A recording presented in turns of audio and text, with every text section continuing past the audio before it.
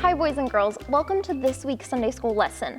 I'm so excited because we're starting a new series all about the 10 Commandments.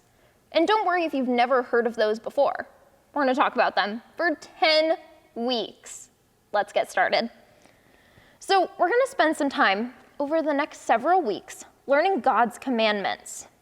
So I want to read the first one to you, which talks about putting God first. It's the first commandment. It's really important. So let's open up our ears and listen to this. It says, "You shall have no other gods before me." So what does it mean to worship other gods besides the one true God? This was a problem in Bible times. They would worship people, things that weren't our God. We know that our God is so special, and he deserves all of our attention, not all these other things that people were worshiping. So Paul tells us about a time when he was in Athens, and people were worshiping all of these other things that they weren't supposed to. So let's learn more about that. In today's Bible story, a missionary named Paul went around telling people about Jesus. When he got to Athens, he saw a lot of things about their culture. Let's read what the Bible has to say about that. It says, "Now while Paul was waiting for them at Athens, his spirit was provoked within him as he saw that the city was full of idols." So idols are things that people are not supposed to be worshiping. It's bad things to worship. And so he went to the synagogues with the Jews, the people that were worshiping, and the devout people in the marketplace with them. And he talked to them about what was happening here in Athens. So this is really important, that Paul noticed that they're worshiping things other than our one true God. So I want you to imagine that we've gone with Paul and we are in ancient Athens. So I want you to get up and walk around a little bit. Take a little walk around Athens. Oh, there's a lot going on here. And you can learn a lot about this city. You'll see some idols. You'll see some really pretty things. And the idols in Athens were statues that represented fake gods. So this is God, but not our God. Because they worshiped it like it was a god. But it's not the God that you and me know. The awesome God that we know, the one true God. This is a fake God, like Paul was saying. So he saw many of those gods as he walked around. And sometimes people even thought that those idols were gods. They worshiped them the same way that we worship our one true God. And people built shrines and altars as places to worship these gods. So as Paul walked around Athens, he took note of all of the things that he found that they worshiped.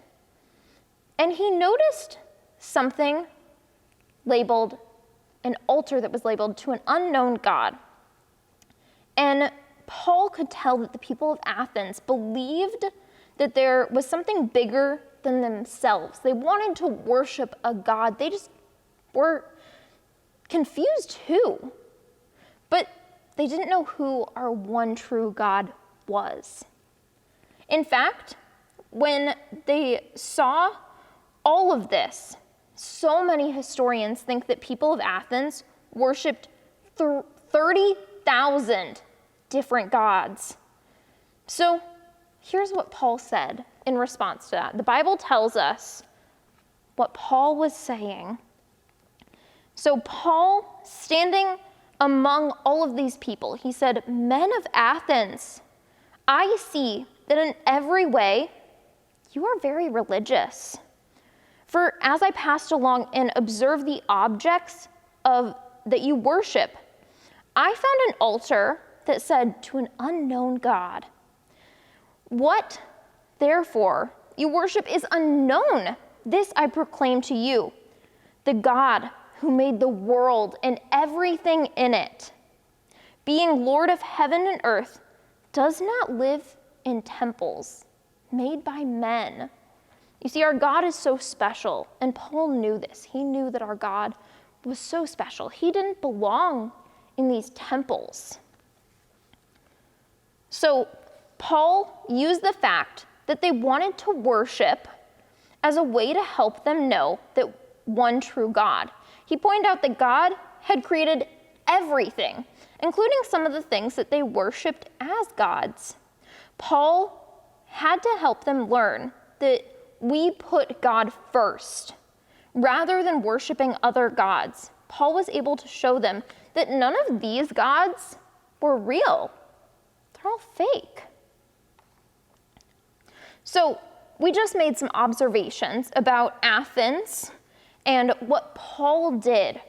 So I want you to think about if Paul came to our country, came to the United States of America, what would he think of it? He wasn't really happy with Athens. Do you think he'd be happy with America? What would he see us paying a lot of attention to, giving our time to? And what we give our time to is what we worship. The things that we pay the most attention to are the things that we love the most. He might not see us worshiping God the most, right? Sometimes we don't put God first, and that's a mistake. That's not the right thing to do. God's first commandment tells us we put God first. In Athens, they worshiped idols, thinking that they were real gods. They thought that made-up gods had real powers. And we don't typically do that in America. We don't typically make up idols like that. But we do often put more focus on things like technology or famous people that we put on God. While we might not call all of these things God, they've taken the place of God in our lives. The amount of time that we spend on them is basically worshiping them. So if God says that we need to put him first, and in our culture, we don't always do that, what about us? What about us as Christians? Do we put God first? This time, we're not going to walk around a room and make observations like we did with Athens. Just close your eyes and think about where you put a lot of your time and focus.